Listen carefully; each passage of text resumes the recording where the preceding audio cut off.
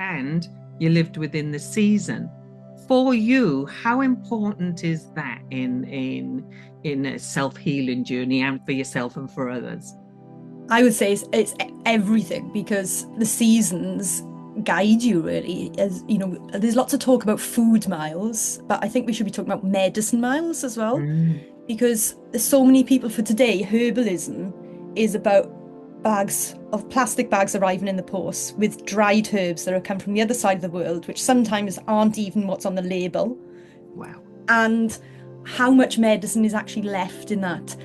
And for a lot of those people, I can guarantee if they've got a garden or if they go for a walk, there's herbs that would do a much better job. What you need is in your garden, like my great nan always made sure in the vegetable garden there was always mullein there Wow. because my great grandfather had COPD from working down the mines. Yes. So every night she would collect the mullein leaves and make an infusion for him. And it was the only thing that would help with the coughing.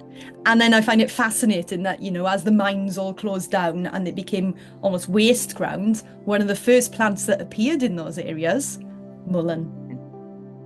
So what you need is already there.